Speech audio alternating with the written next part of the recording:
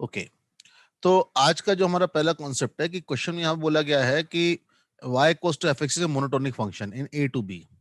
Then the area bounded by the ordinates at x equals to a and x equals to b, y equals to fx and y equals to fc, where c is some variable between a to b is minimum when c is equals to a plus b by 2. ठीक है, तो अब देखो function monotonic बोला है तो आप इसे इंक्रीजिंग भी मान सकते हो और डिक्रीजिंग भी मान सकते हो, ठीक है ना। तो आपका अगर हम बोले ग्राफ जो बनेगा वो कैसा होगा दिखेगा, ऐसे पकड़ लो, ये देखिए। तो लेट से एफ एक्स जो है वो एक इंक्रीजिंग ग्राफ है, ठीक है ना। तो यहाँ पे ऑर्डिनेट्स बनाए, कौन से ऑर्डिनेट्स बनाए, एक्स इक्वल्स टू ए और एक्स इक्वल्स टू बी, ये दो ऑर्डिनेट बनाए। और एक लाइन है y equals to F C, ठीक है। तो एफ सी का मतलब क्या, ये सी पॉइंट पे फंक्शन की जो वैल्यू होगी वो। तो ये जो बाउंडेड एरिया दिख रहा है, ये बाउंडेड एरिया मिनिमम कब होगा ये हमें निकालना है। एप्लीकेशन ऑफ डेरिवेटिव का इसमें यूटिलाइजेशन होता है, ठीक है। तो देखिए इसके लिए हम लोगों को एरिया फंक्शन जो होगा वो सी पे डिपेंड करेगा। अगर ये जिस एरिया को निकालना है वो एरिया अगर हम निकालें तो एरिया कैसे निकलेगा, एरिया विल बी इंटीग्रेशन ए से लेके सी, ए से सी है जिसमें ऊपर वाला कर्व कौन है, एफ सी, माइनस नीचे वाला कर्व कौन है, नीचे वाला कर्व है आपका F x dx, plus C से लेके बी में क्या हो जाएगा, सी से लेके बी में हम लोगों ने क्या करा, ऊपर वाला कर्व हो गया एफ एक्स और नीचे वाला कर्व हो गया एफ सी डीएक्स। ये आपका एरिया फंक्शन किसका आएगा, सी के टर्म्स में आएगा। अगर ये फंक्शन डिक्रीजिंग होता तो क्या होता, उल्टा हो जाता कि पहले वाले में F X minus F C हो जाता, दूसरे वाले में F C minus F X हो जाता। तो हम अभी केस ले रहे हैं कि फंक्शन को क्या मान के चल रहे हैं, इंक्रीजिंग मान के चल रहे हैं, ठीक है। अब यहां पे देखो कि क्या होगा कि अभी इसको एरिया को मिनिमाइज करना है, एरिया को मिनिमाइज करना तो जरा देखना कि ये आपका एफ ऑफ सी, क्योंकि इंटीग्रेटिंग वेरिएबल हमारा ये फंक्शन किसका, सी, इंटीग्रेटिंग वेरिएबल कौन है, एक्स। तो C will act as a constant for this, तो एफ सी बाहर आ जाएगा। तो एफ सी का इंटीग्रेशन, वन का इंटीग्रेशन करोगे तो ये बनेगा सी माइनस ए से लेके C F X D X, plus C से लेके B F X D X, minus F C बाहर आ जाएगा, एफ ऑफ सी बाहर आ गया तो ये कितना हो जाएगा, बी माइनस सी। इस पूरे को और एडजस्ट कर दे तो यहाँ पे सम कर सकते हैं F of C into two C minus A minus B, minus A से लेके C F X D X, plus C से लेके B F X D X. ये हमारा फंक्शन एरिया फंक्शन बन गया। अब इस एरिया फंक्शन में अगर हम लोग इसे मिनिमाइज करना चाहते हैं तो डिफरेंशिएट करेंगे। तो A dash C will be what, F dash C into two C minus A minus B, plus F C, इसका डेरिवेटिव हो जाएगा two C minus A minus B का टू, माइनस इसका डेरिवेटिव आएगा F of C minus zero, plus zero minus F of C, ये आ जाएगा। तो टोटल देख रहे हो ये वाला पार्ट और ये वाला पार्ट पूरा कैंसिल हो गया। अब ये जीरो कब होगा, अगर मिनिमाइज करना है तो जीरो करना है, तो F dash C into two C minus A minus B, ये जीरो होना चाहिए। अब एफ डैश सी जीरो नहीं हो सकता, क्यों नहीं हो सकता, कोई बताएगा मुझे कि एफ डैश सी जीरो क्यों नहीं होगा। क्योंकि फंक्शन क्या बोला है हम लोगों को, मोनोटोनिक है। मोनोटोनिक है तो फंक्शन मोनोटोनिक इंक्रीजिंग है, तो डेरिवेटिव पॉजिटिव या नेगेटिव, इस केस में पॉजिटिव मान के करा है हमने, तो यहाँ पे डेरिवेटिव कैसा आएगा, पॉजिटिव आएगा। तो ये एफ डैश सी तो जीरो नहीं होने वाला, तो जीरो तभी होगा जब सी की वैल्यू क्या होगी, A plus B by two. तो this is the value of C for which this area will be minimum. अब ये मिनिमम होगा ये पता करने के लिए आप क्या कर सकते हो, आपको वैसे मिनिमम के लिए जो ज्यादा एफ डैश सी तो पॉजिटिव है, तो अगर आप देखोगे C minus A plus B by two, ये वाला फैक्टर टू बाहर आ गया, तो डेरिवेटिव का जो साइन है ए डैश सी का जो साइन है, सी के आगे पॉजिटिव और पहले नेगेटिव है तो डिक्रीज करके इंक्रीज कर रहा है, तो यहाँ पे मिनिमम ही बनेगा। ठीक है, ए से बी में ये आपका बीच में पॉइंट हो गया ए प्लस बी बाई टू, इससे पहले पॉइंट था ए फिर बी, तो ए से बी में डिक्रीज कर रहा है, फिर ए से में ए प्लस बी बाई टू में डिक्रीज कर रहा है, फिर इंक्रीज कर रहा है, तो यहाँ पे मिनिमम ही बनेगा। Therefore the area will be minimum at C is equal to A plus B by two. समझ में आया? तो जो हम लोग को प्रूव करना था वो यहाँ पे हमारा प्रूव हो जाता है। जो कॉन्सेप्ट अभी हमने देखा उसी के बेसिस पे ये क्वेश्चन है। क्वेश्चन में थोड़ा सा आपको आउटलुक दे दो। Area bounded by the F x की अगर हम लोग यहाँ बात करते हैं तो देखो जरा एफ डैश एक्स क्या आ रहा है। एफ डैश एक्स आ रहा है x square minus two x. ठीक है, x square minus two x zero से लेके टू के बीच में।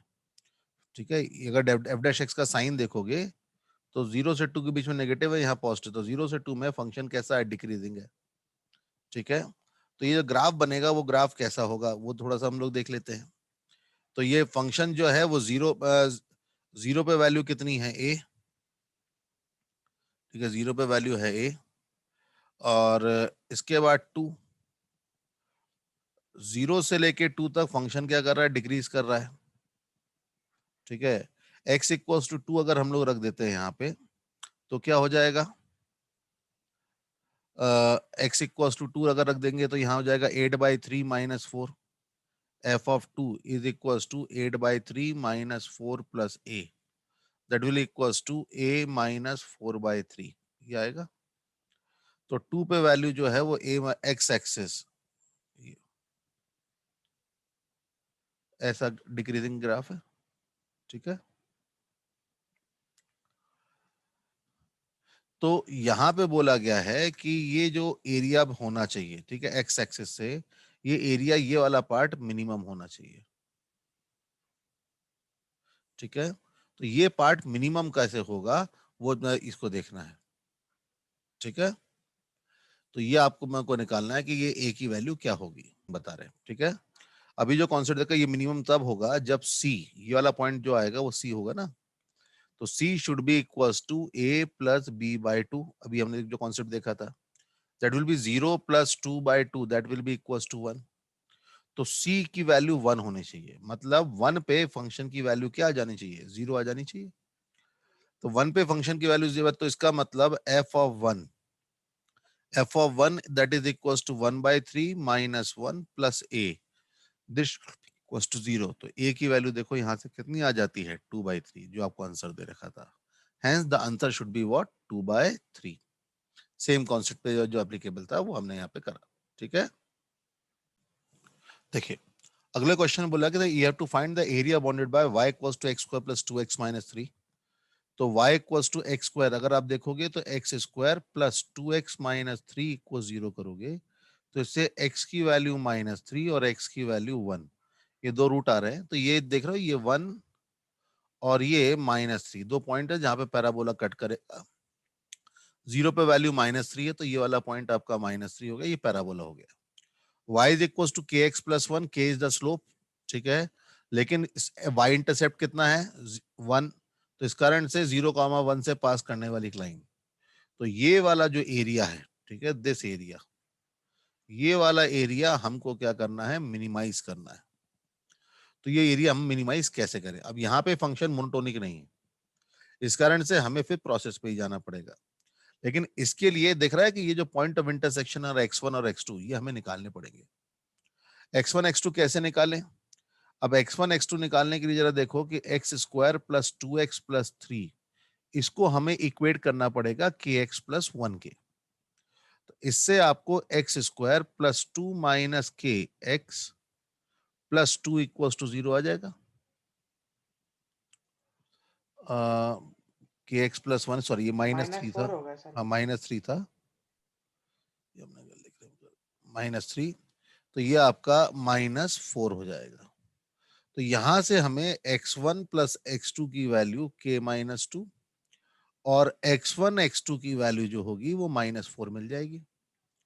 अब क्योंकि देखो क्यों ये k वेरिएबल है तो रूट निकाल के कॉम्प्लिकेशन क्रिएट करने का मतलब नहीं, हम x1 x2 में निकालेंगे और बाद में x1 प्लस x2 अगर इनके टर्म्स में हम उसे लिखने की कोशिश करेंगे। ठीक है, तो रिक्वायर्ड एरिया, एरिया जो आएगा, area function as a function of K आएगा। वो क्या आएगा, इंटीग्रेशन कहां से कहां तक, x1 से लेके x2 तक। ऊपर वाला कर्व कौन हो गया, kx+1, माइनस नीचे वाला कर्व कौन हो गया, x² + 2x -3 dx। तो ये आपका x1 से लेके x2, ये हो जाएगा कितना, -(x² + k-2x + 4 dx। इंटीग्रेट करोगे तो -(x³ / 3 + k-2x² / 2 + 4x, x1 से लेके x2, ये हो जाएगा। ठीक है, अब हम लोगों को यहाँ पे लिमिट रखनी है और लिमिट रख के फिर इसको आगे सिंप्लीफाई करना है। ठीक है, देखिए, तो यहां से हमने ये वैल्यूज रखने के बाद पूरा सॉल्व करा, और पूरा सॉल्व करने के बाद ये हमारा एरिया फंक्शन जो आ रहा है वो ये आ रहा है। अब ये मिनिमम कब आएगा, ये मिनिमम तब आएगा जब ये देखो वेरिएबल पार्ट से ये मिनिमम हो जाए। तो ये मिनिमम कब होगा, जब k की वैल्यू क्या होगी, 2। तो for k = 2 area will be minimum, and the area minimum will be equals to what, 16 का स्क्वायर रूट 4। तो ये 4 का क्यूब 64/6, तो मतलब 32/3। तो minimum area will B 32/3 and it will be attend for k = 2। तो k = 2 पे ये आंसर आएगा। क्या बात सबको समझ में आई? Now this is the next question. Let C1 and C2 be the two graphs। ठीक है, ये रहा C1, ठीक है, दिस इज C1 और this is the C2 with the two graph respectively in between 0 to 1, 0 से लेके 1 के बीच में। लेट C3 करके ग्राफ दे रखा है, F00 दे रखा है। For a point P on C1, let the lines through P parallel to the axis meet C2 and C3 at Q and R। ठीक है, तो कोई भी पॉइंट अगर मैंने C1 पे लिया तो वहां से मैंने लाइन बनाई पैरेलल टू एक्सिस, तो उसने C2 को पर इंटरसेक्ट करा Q पे और C3 को इंटरसेक्ट करा R पे respectively as shown in the figure। if for each every position of P on C1, मतलब लेकिन ये fx ऐसा है कि ये P की पोजीशन C1 पे कहीं भी मूव करो, ये वाला जो एरिया है OPQ वाला और OPR वाला दोनों इक्वल है। मतलब एक तरह से C1 is always bisecting the area. C1 जो है वो एरिया को हमेशा क्या कर रहा है, बाइसेक्ट कर रहा है। ठीक है, कि ये दोनों एरिया है वो दोनों सेम आ रहे हैं, हॉरिजॉन्टल लाइन वाला एरिया और वर्टिकल लाइन वाला एरिया सेम आ रहा है। तो आपको फंक्शन fx निकालना है ना। ये थोड़ा सा कॉम्बिनेशन है, यानी कि थोड़ा सा और अनकन्वेंशनल टाइप का क्वेश्चन है, JEE 98 में आया हुआ क्वेश्चन है। देखिए, तो अब यहाँ पे हम लोग इस क्वेश्चन को कैसे सॉल्व कर सकते हैं। ठीक है, अब जरा देखो कि अगर मुझे ये मान लो, अगर मैं यहाँ पे कोई क्या करता हूँ, यहाँ पे कोई भी पॉइंट ले लेता हूँ h,h²। ठीक है, h,h² करके अगर मैंने लिया तो जरा देखो, जो एरिया OPR है उसे मैं क्या लिख सकता हूँ। Area OPR is nothing but it is integration 0 से लेके h। ऊपर वाला कर्व कौन है, x² माइनस नीचे वाला कर्व है कौन, fx dx। This area is equal to, ये जरा देखो यहां पे ये जाएगा तो ये हो जाएगा h², और x को as a function of y लिखूंगा तो x विल बी y/2। ठीक है, और ये वाला फंक्शन जो होगा वो x इज इक्वल टू क्या होगा, √y।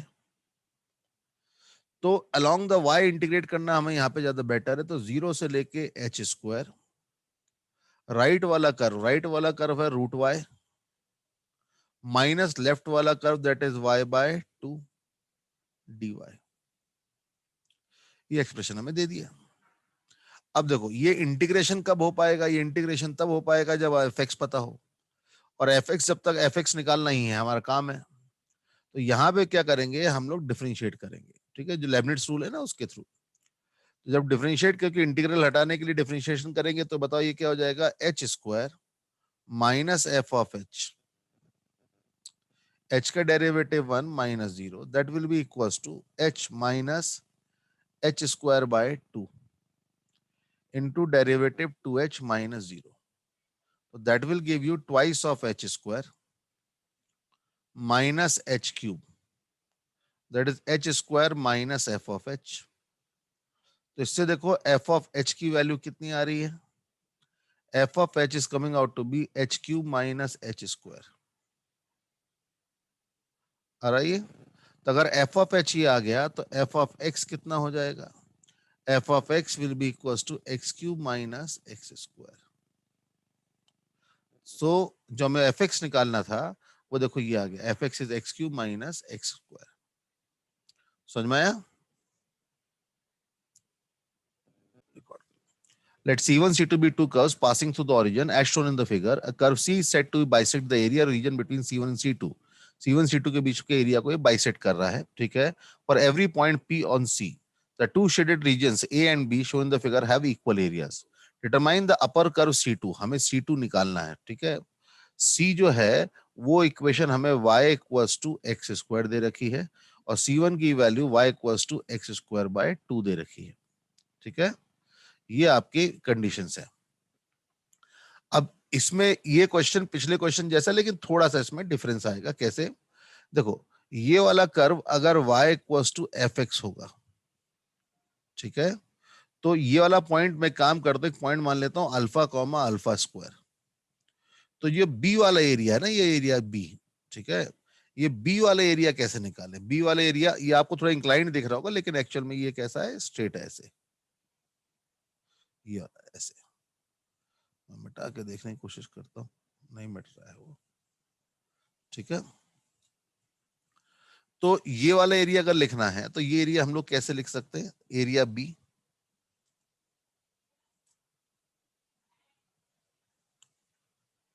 एरिया बी जो दे रखा है that can written as integration zero से लेके अल्फा, जीरो से लेके अल्फा, ऊपर वाला कर्व, ऊपर वाला कर्व कौन है, x square minus x square by 2 dx, ठीक है। तो ये आपका क्या हो जाएगा, एक्स स्क्वायर बाई 2, तो इंटीग्रेशन आपका हो जाएगा एक्स क्यूब बाय 6 और जीरो से लेके अल्फा, तो ये आपका अल्फा अल्फा क्यूब बाय 6, ये तो आ जाए। अब इसी तरह से अगर मैं निकालूं एरिया ए, अब एरिया ए निकालने में दिक्कत क्या है कि हमें अलोंग वाई एक्सिस निकालना पड़ेगा, तो मुझे X as a function of Y चाहिए होगा, तो मतलब मुझे उसका इनवर्स निकालना पड़ेगा। तो अब मैं भी इसको क्या करता हूँ, जी वाई बोल देता हूँ, ठीक है ना। जी क्या है, एफ का इनवर्स है, ठीक है। तो G Y is nothing but it is F inverse of Y, ठीक है। तो ये एरिया अगर लिखूंगा तो राइट वाला कर्व, राइट वाला कर्व में देखो y equals to X square, तो x क्या हो जाएगा, रूट वाई। तो इंटीग्रेशन जो होगा ये वाला पॉइंट होगा अल्फा स्क्वायर, तो ये जीरो से लेके अल्फा स्क्वायर, राइट वाला curve that is root of Y minus G of Y D Y. अब ये दोनों एरिया सेम आने चाहिए, तो this should be equals to alpha cube by 6।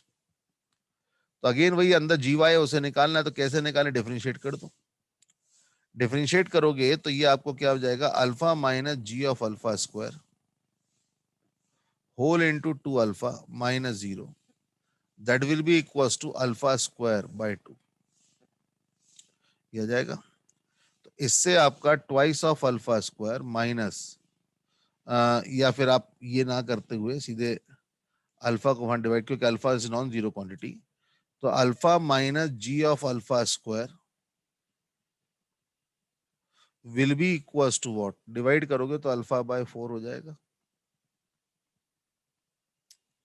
ठीक है ना। ये क्या हो जाएगा, अल्फा बाय 4 हो जाएगा। तो यहाँ पे जी ऑफ अल्फा स्क्वायर क्या जाएगा, G of alpha square will be alpha में, तो ये 3 अल्फा बाय 4 हो जाएगा। अब जी ऑफ अल्फा स्क्वायर ये है, तो जरा बताओ इससे जी ऑफ अल्फा क्या होगा, जहां जहां पे अल्फा स्क्वायर है वहां रूट अल्फा रख दो, तो ये आपका 3 रूट अल्फा बाय 4 ये आ जाएगा। मतलब जी इनवर्स, मतलब जी ऑफ एक्स जो आएगा, जो आपका जी एक्स आएगा वो कितना आएगा, that G X will be equal to 3 root alpha by 4। अब मुझे लेकिन एफ एक्स जो है वो उसका इनवर्स है, तो मुझे इसका इनवर्स फंक्शन निकालना होगा, तो y is equal to 3 root X by 4, तो 4y by 3 is equal to root X, तो x is equal to 16 y square by 9। x की जगह y की जगह x रख दो, तो y is equal to 16 x square by 9। ठीक है, तो इस तरह से आपके पास क्या हो जाता है कि y की वजह क्या आ गया, इनवर्स फंक्शन आ गया किसका, g का। लेकिन g इनवर्स था किसका, f का। तो इस कारण से हमारा फंक्शन जो है एफ एक्स वो कितना हो जाएगा, 16 x square by 9। This is the okay. तो देखो ये उसी तरह का क्वेश्चन था, लेकिन थोड़ा सा यहाँ पे इनवर्स फंक्शन का कॉन्सेप्ट थोड़ा बीच में यूज हो गया। क्लियर है।